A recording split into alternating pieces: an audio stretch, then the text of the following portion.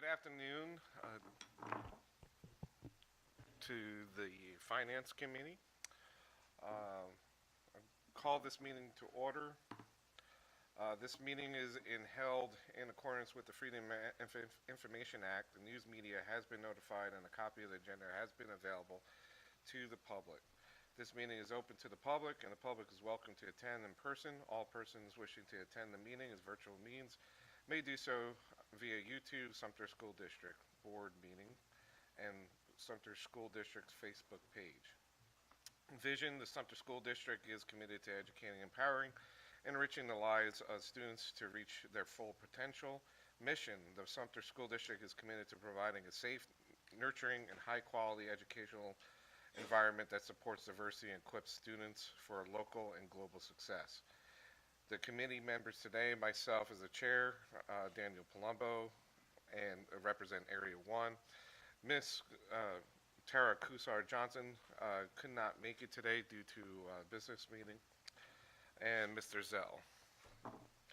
Subcommittee members, Mr. Paul Robbins, thank you,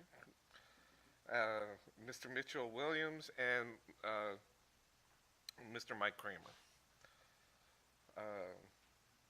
And we have our joining us today, Dr. William T. Wright, who is a junior, who is our superintendent, and Ms. Spearman is our chief finance officer, and Ms. Scott is our manager. Thank you for attending. So if I would like to call this meeting, we'll take a minute for a moment of silence or prayer, and then afterwards the Pledge of Allegiance.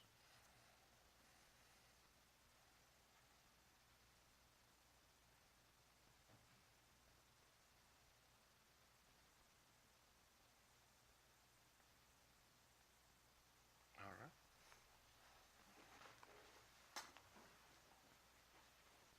I pledge allegiance to the flag of the United States of America and to the republic for which it stands, one nation, under God, indivisible, with liberty and justice for all.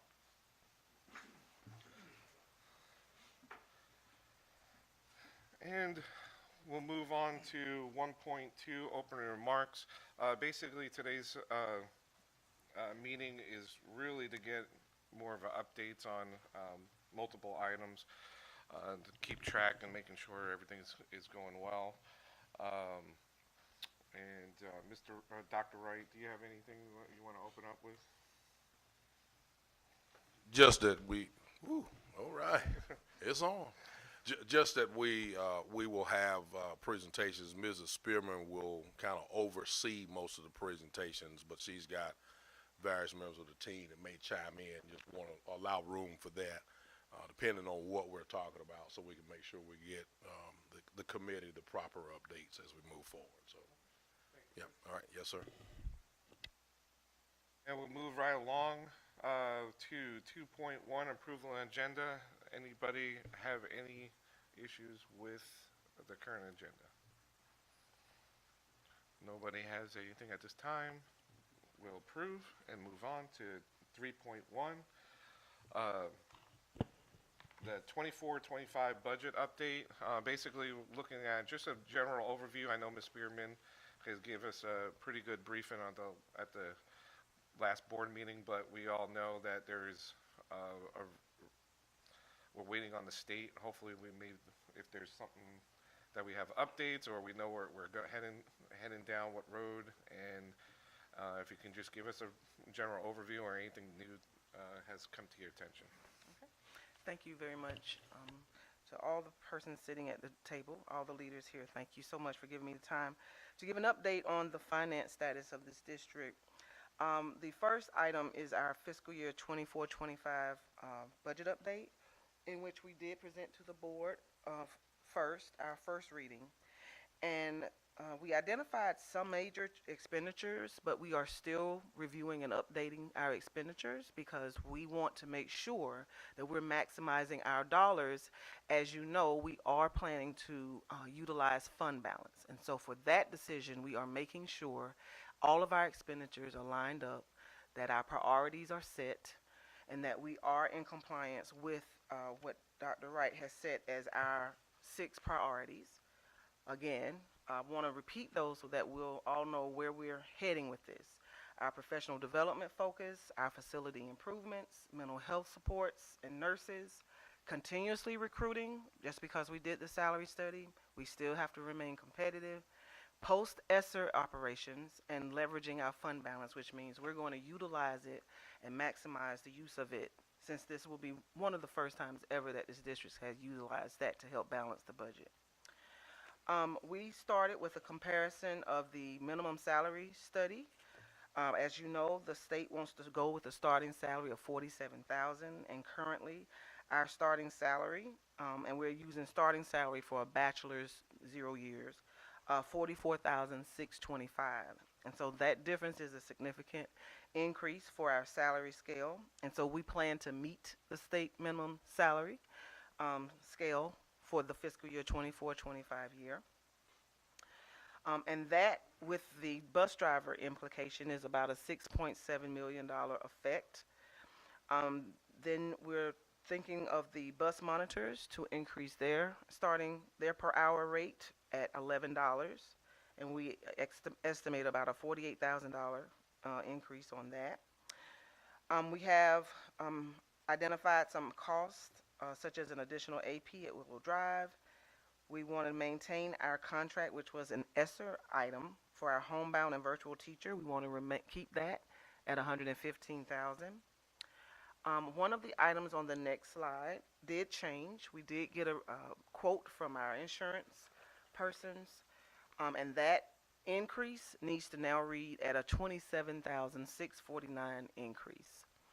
And so that would be the premium, and we pay over $1 million for this insurance that we have, some of the insurance we have. And so that would be a $27,649 increase. And those numbers, I maintain the same slide, because with the board, we have to make sure that we do any major changes to it in the full board setting. So I'm just yelling these out. And then, so that takes our projected general fund increase into about $10,000,007. And so these expenditures are, again, we're still going through each line of our budget again. What we do is we use the budget as a base, so whatever was approved in the prior year becomes the base, and everything that's approved in those numbers remain, and we identify what is in addition to. So these are incremental increases that we anticipate, and so we're still going through those lines to make sure about that. As we go into our revenue projections, just last week we did have a change. If we can go to the slide for the Senate version, the health insurance and state aid, if we could slide to that one, because those numbers still pretty much remain the same. All right, so for our health insurance, due to the adjustment for our final adjustment to our 135th day information for our students, health insurance assistance went down to 1.762, which is a $12,956 difference in our expected revenue. In state aid to classroom, the numbers of 1.9 went down to 1.808, which is a $184,000 decrease for the current Senate revised version. And so that puts us at state revenue reduction of less than about $4 million here. $4 million. So that is where we start with that portion of revenue. Again, we receive local dollars. Those have remained constant. We receive state dollars, and then we receive an allocation for our federal. And this is the state portion that we're watching so closely to see the ups and downs as we go through this time frame. The property tax relief on the next page pretty much remains stable. We don't usually get corrections too often on those. So we're still estimating a $1.28 million increase, where we currently are expecting that revenue to come in at $17 million. It comes in at the end of the year, And next year, we have documents from Department of Revenue to show that it is about 19 million estimated for FY25. So that remains constant. And so those are some of the changes that we've had. If we go on to the balanced fiscal year budget with fund balance slide, we'll see that the difference between our revenue and expenditures based on just those changes alone comes to now about $2.593 million of fund balance needed to balance the budget. Again, we're still so early and so preliminary on these numbers, but we have an idea of where we are as regards to how much fund balance we need to balance the budget. We're still requesting to use $3 million as assigned fund balance to help designate for our facilities improvements and building studies. And the next steps are the dates. Those, luckily, at the end, remain the same. We had our first reading on Monday, May 6th. We are still reevaluating our numbers. Public input, we are setting to get the purchase order done to get the ad in the paper for our Monday, June 3rd at 5:30 meeting for public input. County Council is scheduled for 6 o'clock on June 11th. And our second and final reading, we're estimating that you will be ready to review and approve the budget on June 13th. Again, that is a desired date so that my staff can input the numbers in so that purchasing can begin. That is a quick overview of where we are now. Well, thank you so much. Okay. I knew it's almost going to be on a weekly basis that something's changing. There's one thing I kind of want to bring up to your attention that I noticed recently on the news, and sometimes when this starts to happen, it's about ESSER funds. There's a lot of nationwide uprising in some school districts right now.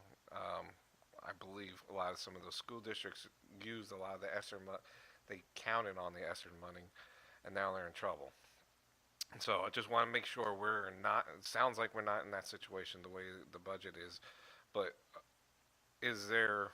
If there's so much of an uproar, is there any indications that the federal government is going to say, hey, we need to help the schools out because there's some districts out there nationwide are having problems? Well, I believe I have to give credit to our prior administration and what have you. They didn't load ESSER down with so many positions. Like there are teachers and like a lot of people, a lot of districts have people coded to ESSER. And so what we're realizing even just this week is that we have to make those hard decisions. We have to be led by our leadership to determine what is priority. And so that's why we're having to make that decision. So no, we will make those tough decisions that we have to make. And we'll make sure we're going in the right direction. But no, originally the plan for ESSER was not heavy in personnel. And I think that was a smart move made by this district. Yes, I got to give credit because there's districts out there right now, they're cutting like 10%.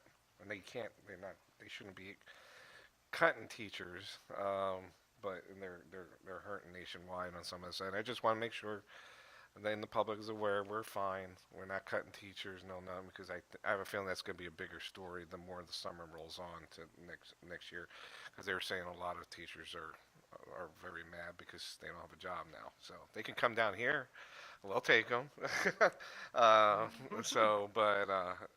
red carpet's open for the teachers that moved down from Illinois, and it's a lot of the northern states. So thank you, by the way. Is there anybody have any questions for Ms. Bierman? Mr. Chair, just a couple questions, and it's not necessarily. I just had a couple thoughts, and while I was thinking about it, this is more of a gee whiz question. If we were to, and on my understanding of the fund balance, I don't really want to get into it I don't want to spend too much time on it either. If we were to, under my understanding of the fund balance, if we were to offload excess real estate for our executing our long-term plan, just for example, say 4 or 5 buildings falls off of our records, what does that do to our borrowing power, or does that change that? I guess I'm looking for a confirmation. Does that lower our ability to ask, did that change? We still only authorized to ask for 8%, correct? So would that reduce the amount of borrowing leverage that we had if real estate were to be sold off? I'm not sure, but I would love to ask our bond attorneys for that. Sure, okay. And then, okay, I appreciate it. And then secondarily, if the House passes their budget, what does that look like as far as our overall? I don't know, I'm just looking for granular answer. I don't need specifics, but how much would a difference would that be? I know we're projecting conservatively, but what would that difference I be? believe it was over $1 million difference that Okay. we would have gotten more money from the House, really? if I remember correctly. Okay.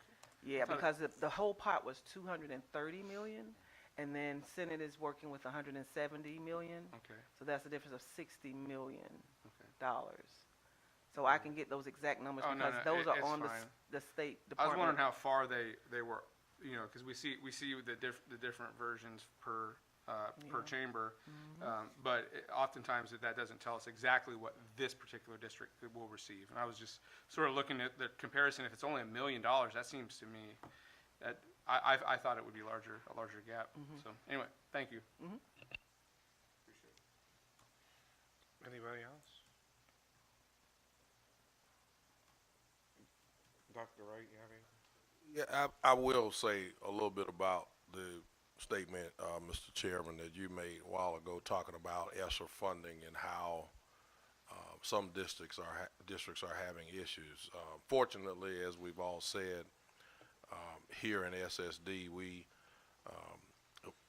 focus more on, 'cause we were all told, I wasn't here, but all superintendents across the nation, this is your opportunity to focus on things and people that you need.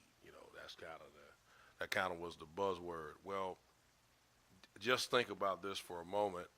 We're large enough, and fortunately for us also, at least in this sense, decline in enrollment doesn't hurt you, if that makes sense. But the problem that some people are having, as you've said, is if I am in a district and I have not received funding for nurses in every school and things of that nature, some of the mistakes, if you want to call it out, I don't know if I'm ready to say it's a mistake, but what happened is people said, for once in my lifetime, I'm gonna hire these extra 2 or 3 nurses and get them in place, and then we'll figure it out down the road. Well, down the road is now, and if you have not been as frugal as you need to be, that's where you run into problems. So why am I saying all of this? I want to reiterate the fact that there's a reason why we've had these audits over the past several years, and they've come back clean, and because our folks have taken care of the work. I mean, that's the answer really to the question of why we're not sitting here. It's not that we're not having to make adjustments and allocation adjustments and things of that nature, but we're not struggling nearly as bad as we could be. So, Mr. Chair, really, I just want to say and reiterate that it is a result of the past administration as well as what we're continuing to do, where we're not having to come beg, borrow, and whatever at this point. So, and so hats off to the people. I'm really trying to shout out my team. Yeah, that's Really and what that's I'm why I trying to also, because I noticed, and it's ugly. It is. It's In some places. is like there's a lot of the it looks like a lot of northern schools out there that's what they did. They were like, oh, we got all this money, so let's just go get as what we need.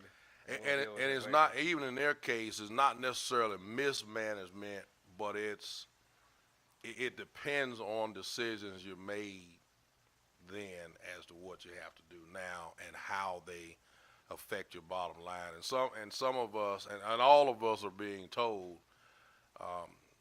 where you built up fund balances, now you got to spend them down. We didn't necessarily build up fund balances in many cases, but some districts simply took it as an opportunity to right size themselves based on need and student needs. What students needed. Every school in America if we had it the way we wanted, ought to have a nurse and a psychiatrist on, because of the things that we're having to deal with. And so, really, I'm just trying to shout out my folks. Let me stop. How about that? Well, thank you. Oh, no problem. If nobody has anything else, we'll just move on to 3.2. You got the helm, Ms. Spearman, an update on the procurement system. Okay, thank you. On May 2nd, we met, myself and 5 of my staff met with the Smart Fusion contact virtually. And they showed us their side of the system where the 800 approval trees are loaded. They're loaded, and they showed how the approvals would work. And so what it is that the individuals who initiate the process, which would be the bookkeepers in most cases, they are tied to certain approval trees.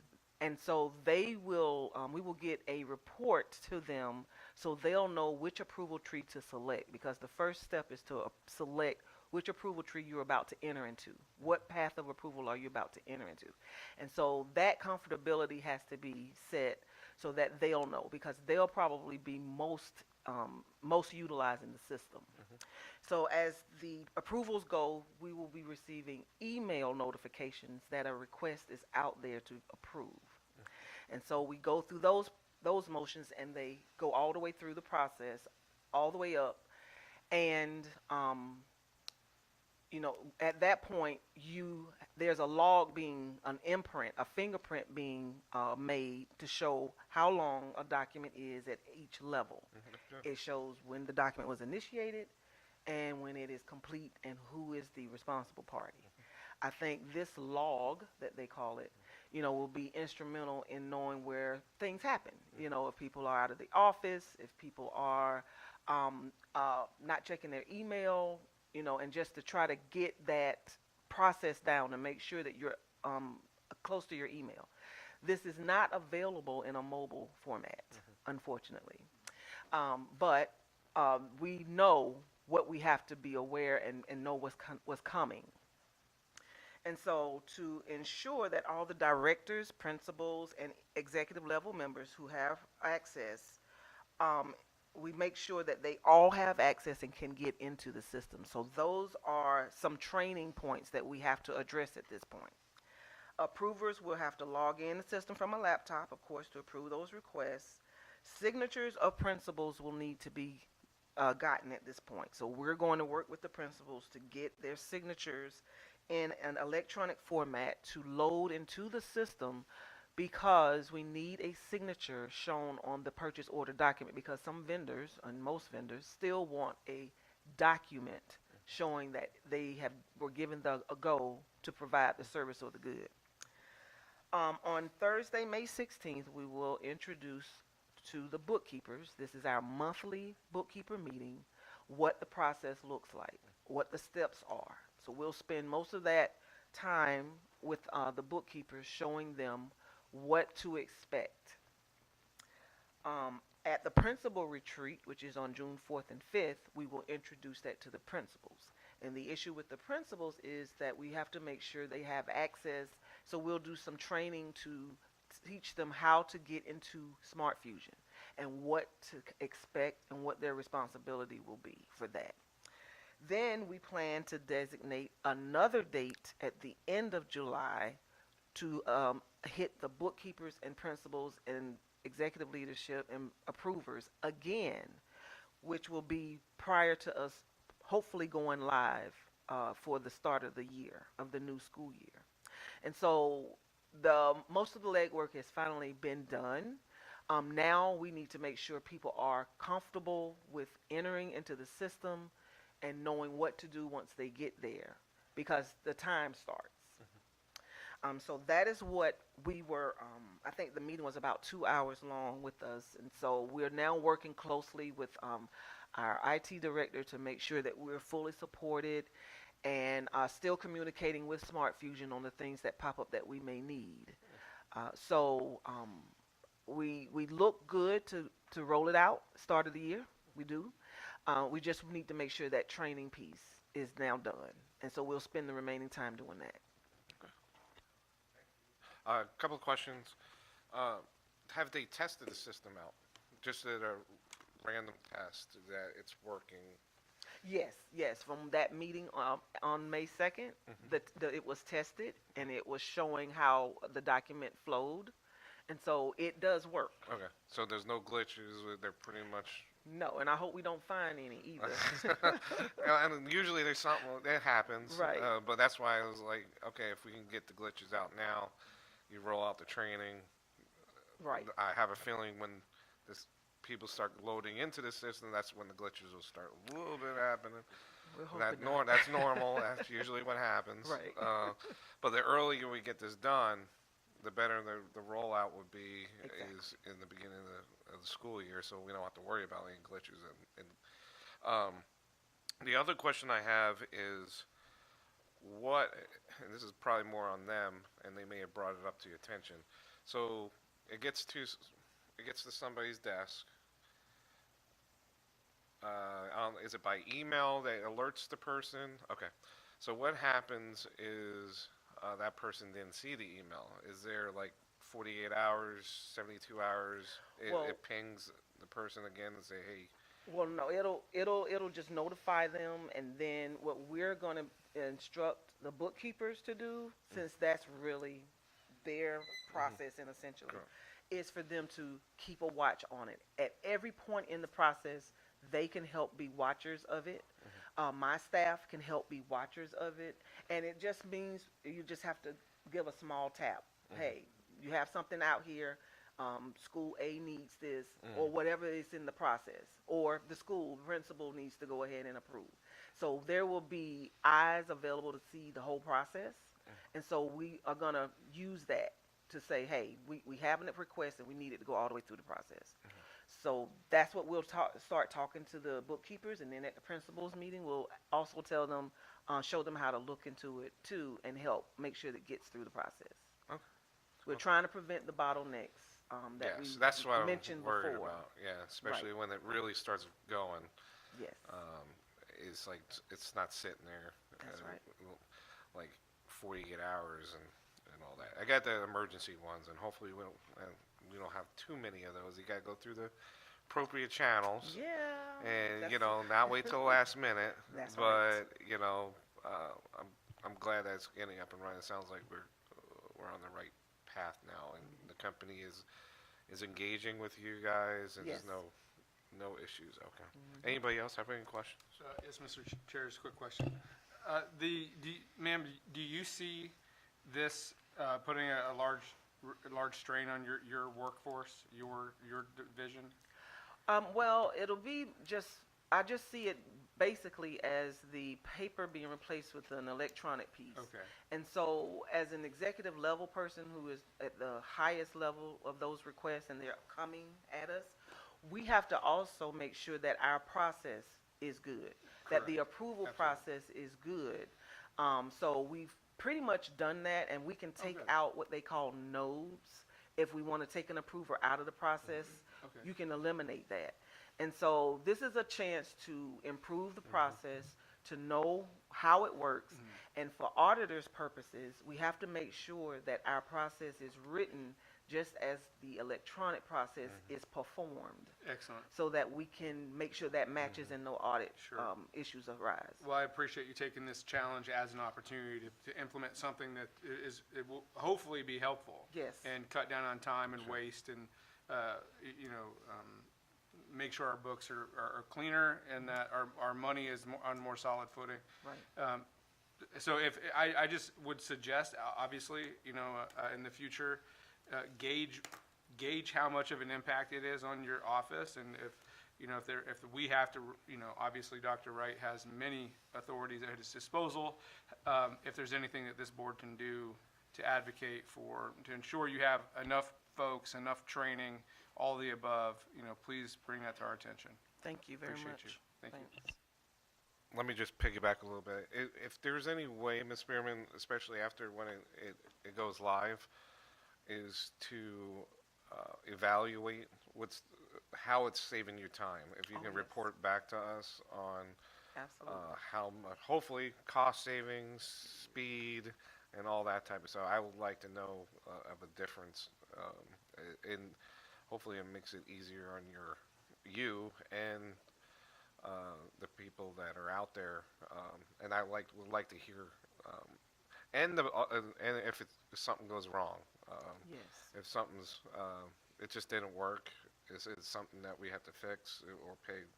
Hopefully not have to pay additional money, but is to try. I just want to hear what's the pluses and negatives of what happened afterwards. Absolutely.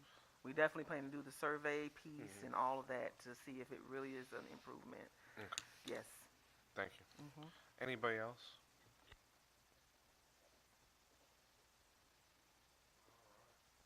And moving on, go to 3.3. The Sumter, just getting an update on our debt, if you can kind of give us an over.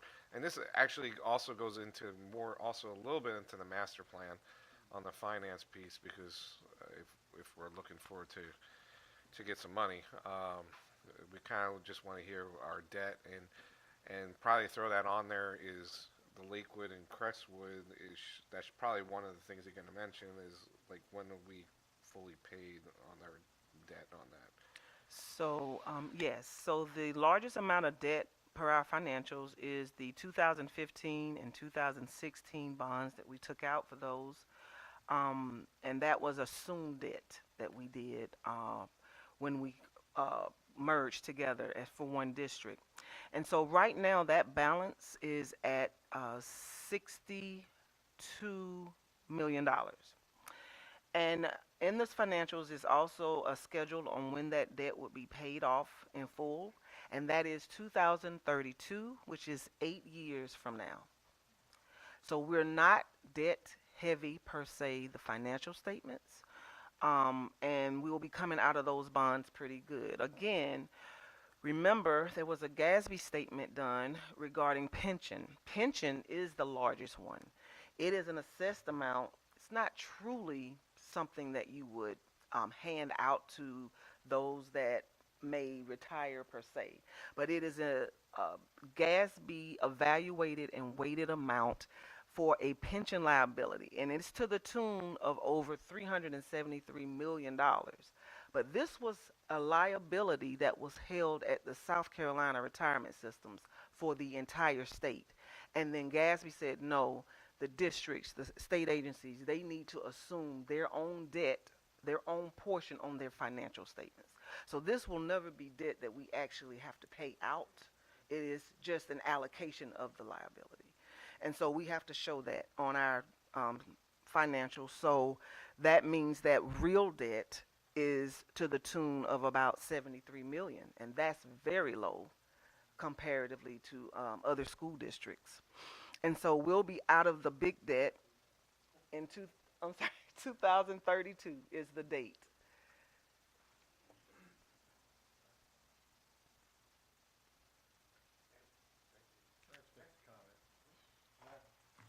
Pension liability is pain in everybody's backside, that it has to do with nonprofits, with organization with the state and this and that, and it's funny money is what it is. And I wish that they could just leave it out Thank you. so that we all understand truly what our debts are Right. and work from there. But that liability also fluctuates year over year and go up and go down depending on what the returns are based upon the current investments that there are. So, excuse it, but it stinks. Thank you for that. You understand. Anybody else? Mr. Chair, thank you. That is very good information. I feel much more confident about our financial position, knowing that 8 years from now, assuming, I mean, obviously we have big decisions to make in the future about bonds and referendum, things like that nature. However, I like the fact that we have a payoff date. And so I appreciate that. I mean, I really hope that we read that in the Sumter item here in the very near future, so that our constituents and citizens know that we are we have a firm grip on our financial position. So thank you for that very much. Just one more follow-up question. What is the rate on that bond? Oh, they're different rates, because there are two Well, big bonds, so I can get that Is information. it, do you know roughly what they are, the average rate is? Not the average rate. Okay, Because it's in the financials, so I can pull that and get that I for just you. didn't know if you had it off the top of your head. Yeah. And the reason is versus current rates versus those rates, how do we as a school district, when we move forward, sometimes it's better to keep cheap rates and put more equity into it at front, so. Good. All right, I'll get that. You think it's low, considering what years it is? Yeah. Correct. Yeah. Oh, yeah. Mr. Chair, it definitely pays to have a banker on the board. Yeah, yeah. I'll get that for you. That's interesting. Yeah, yeah. Well, thank you. Anybody else? All right, we'll move down to 3.4. I kind of brought this up as actually it happened two, maybe in three times, and this is I just remember is I go out to a lot of the sports games. And this hasn't just have to do with referees. I think it deals with other positions or jobs at the school district. And this kind of goes along with the procurement process. I don't know if there's a way. Let me give you a little backstory for the public. Is I noticed a referee was disgruntled. Sometimes the refs they don't get paid on time. I know what I've been told is other districts do it differently. And it sounds like it's again a little bit of kind of like the procurement, a lot of dealing with paperwork, paper like physically paper, and it's not electronically done. So that kind of goes along with is my question, and can you one give us a background of how some of the refs or other positions that we do the same thing, and two, what could we do to look at streamlining that because I'm hearing other refs do not want it because they just don't get paid right away like normally with some of the other school districts is. So if you can enlighten us, kind of give us an overview, and then potentially we'll look at solutions if there's an issue. Thank you. All right. So currently, finance pays our officials each week that we receive documentation from each of the schools to verify that that official provided the service. And we are unable to pay anything that we don't receive, unfortunately. Proper verification has to be done, and that has to be sent to finance from the school AD. If you recall, I mentioned it one time before. The only expenditure that we try to control and pay once a month is travel, because our employees travel all over the place all the time. And so we designate the 25th of the month for travel payouts. And everyone's, used to that. They know that they're going to get their travel check reimbursement on the 25th. But for officials, we pay those each week we receive them. We do not hold those for a certain date. They go out when we receive them. And so there have been issues where we have received calls that an official has not been paid, and it generally, 80 to 90% of the time, we don't have any paperwork. We don't have any signed document verifying that. And so as a result, it could be possible, numerous reasons on why they haven't received a pay. But however, it's ironic that you did put this on the agenda. On March 20th, some district officials obtained a quote from Arbiter Sports. Arbiter Sports to discuss plans to move the officials' pay process to an electronic format. For the initial first year, the cost is $8,750 with a $795 implementation and training cost. We are working to procure that and have secured available funding through the athletic general funds. Currently, Clarington School District utilizes this, and the vendors told us that we can set this up. We have some flexibility on how we can set this up, but currently, one method is that it is available on a mobile app, so the district has to front the monies so that it can be taken away from every time we say an official has provided service, authorize the payment.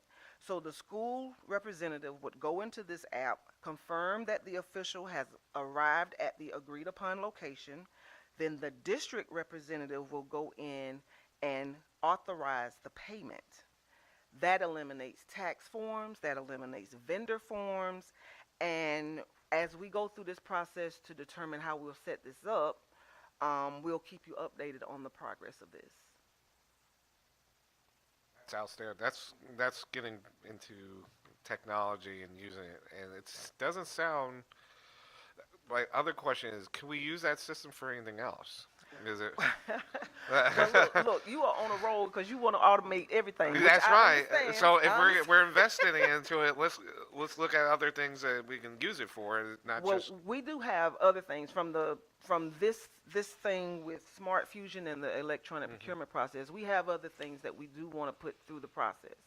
But we're just taking our time to make sure that things are going to work properly. Right. And we're always looking at what other districts have utilized. And we even are in talks with accepting credit cards at the schools and going into that realm so that ease of payment can be received. So we understand that is where things are headed, but we want to tread carefully, and we want to make sure that we are procuring each part of this. So yes, we do want to add more to that. We want to kill the paper flow as much as possible, but then still maintain proper verification. And 100%, we got to stay on top of it to make sure. But it'll be great because now, hopefully, we lose that stigma that refs don't want to come here and all that. They get paid properly, and I like that. That makes sure, and it's just to do good for our employees. Yes, they're part time, but it's something that we want to make sure that they're getting paid for their time and respect their time. So, and it sounds like it's not as cost wise. It doesn't sound like too much for a system. Surprisingly, yeah. Yeah. So, anybody else have any questions for Ms. Spearman on this? To bring up that is strongly recommended by people at the school level and the athletics department. That system would be very beneficial for both them and for the referees. And so that's basically that they are strongly asking that happen, that be possible. Mr. Chair, just a quick question, and thank you, sir, for bringing that up. It reminds me of a conversation I had recently. In the spirit of innovating and automating, I've been told that some of our athletics departments are going through automated ticketing, and I thought that's pretty awesome as far as I mean, it just adds so much. It cleans up the books and makes sure that I'm sure the back end documents, right? It just makes financial accounting far easier. I'm sure, reduces error and waste and things like that. And so, if there's anything, any other areas that we can automate, I think that we deliberately and methodically should, and not just haphazardly, obviously. And that's what I keep hearing about verification. That's what I'm hearing is let's do this right rather than fast. Right. And so I thank you for that. But I wanted to actually bring up a little another idea to the chairman. And this isn't a plug to say go Jeff. I'm not saying that, but I just graduated. Right? I just graduated up in D.C. They had the way they did it. They did not line us up by last names or anything like that. And I know the chaos that can happen. Right? You got to make sure everyone's at an alphabetical order before they call. Someone's reading there. I know how it's done. It is a Herculean effort without question. What they did, they had a system where they pre-recorded the names of the graduate. They would create a little card, so when you registered, it would give your name, what your degree was in, and a QR code. And right before you walked across stage, it would scan it, and it would kick that pre-recorded name. And so, as far as time is money, and money is time. And I think that these schools, I'm sure, are putting just an immense amount of time and effort in just for graduation. It might be something to consider, looking into a system like that to help them out. So it was just something very, very specific I just saw, and it was pretty awesome. So anyway, I just wanted to bring it to y'all's attention. Awesome.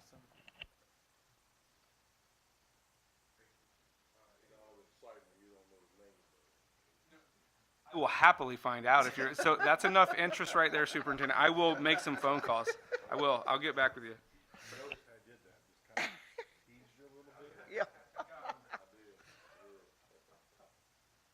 Anybody else have anything on purpose here now?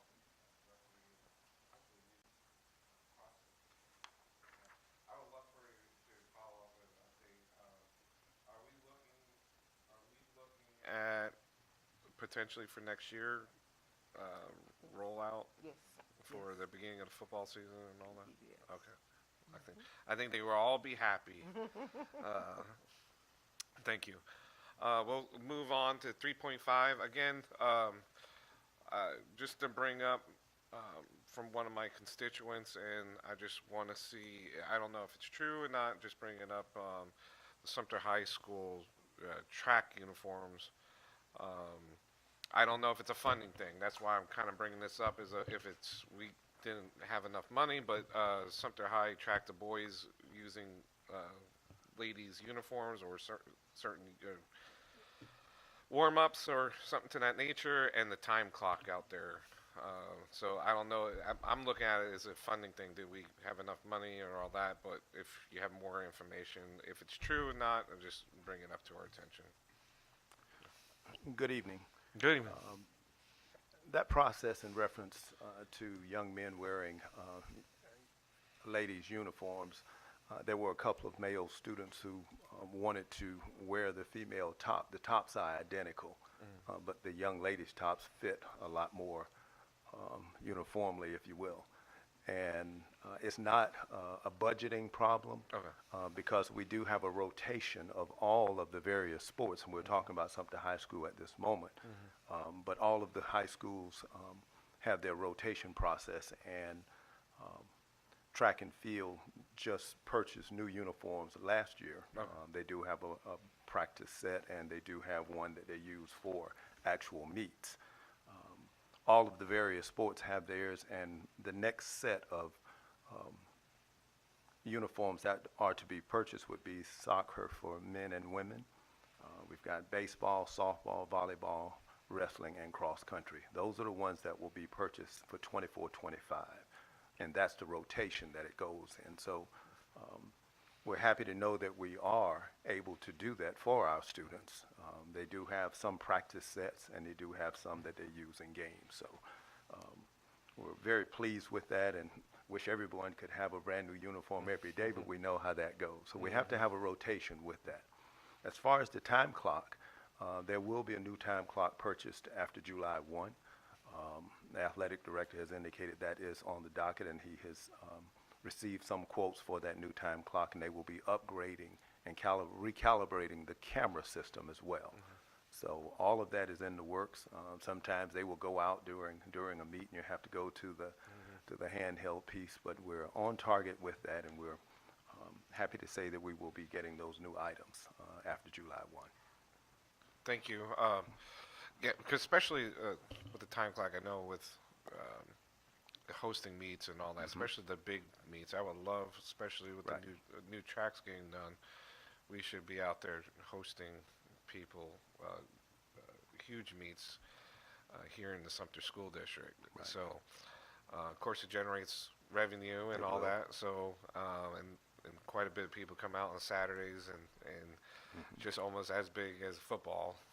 If you have some of those invitationals out here, you have 20, 30 teams and stuff like that. So, thank you for the clarification. I just Sure. wanted to make sure it's not a funding thing, and Right. if we can get that going and making sure they're taken care of and they got everything they want. Anybody else have anything in the matter to ask Ms. Spearman or Mr. Myers? All right, moving on. You're welcome.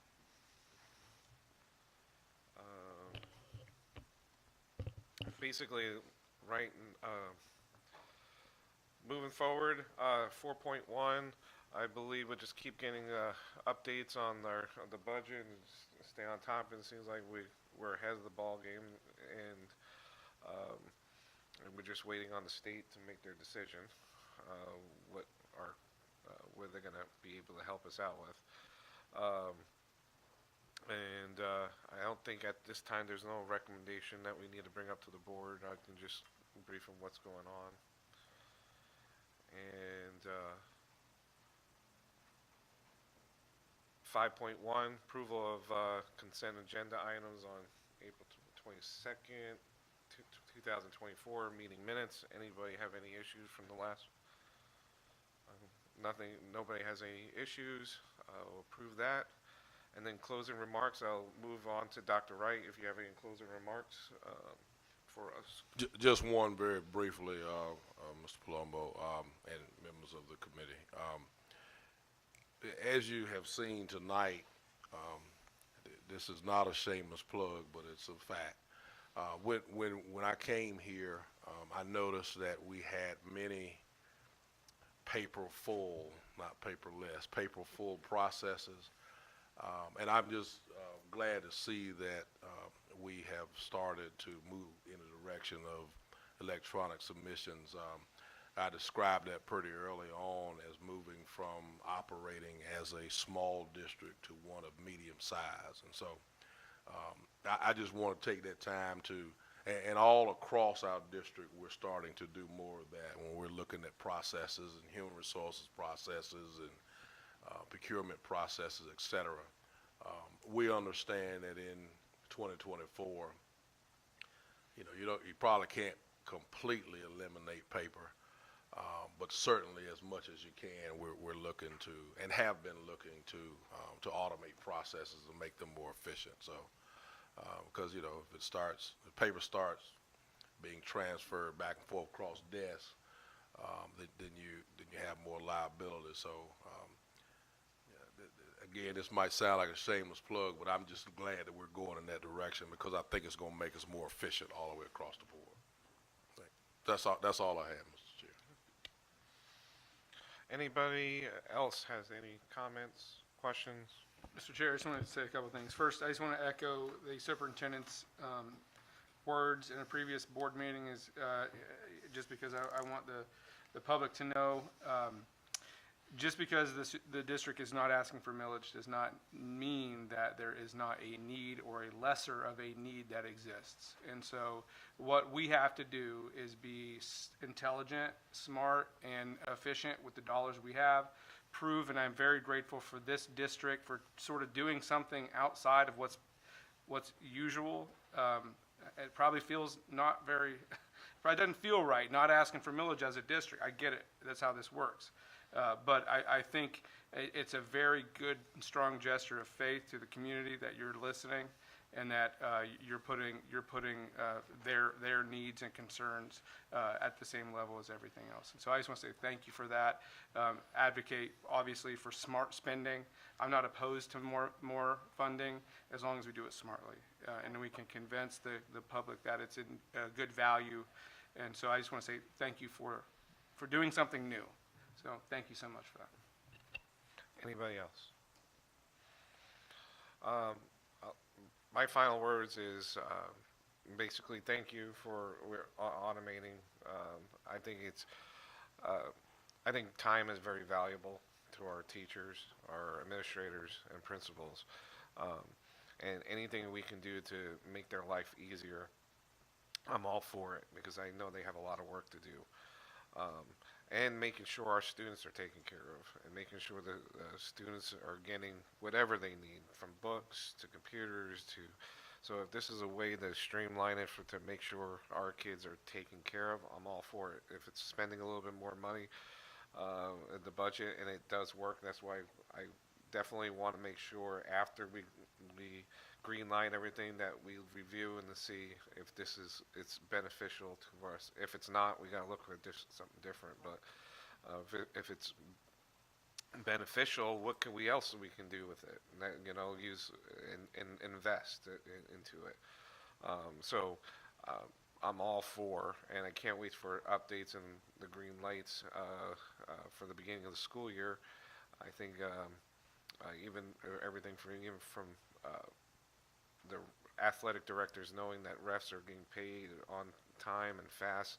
Again, from all the way up to the top is, it's they'll be more happy and everything is running smoothly at their games and they got enough refs and whatever else we need to do. So I thank you for the district and making sure this stuff is going and on time. I know it's a lot of work, especially we're not even done with the end of the school year yet, but we're already planning for the beginning of next school year, and I think this will definitely help you out too. And so, and hopefully even from auditing your paperwork, and it makes it a little bit easier for you. That's I want to make sure that's taken care of. So. Basically, that's really about it. If nobody else has any questions or comments, move for adjournment. All right, with that being said, we're adjourned. Thank you.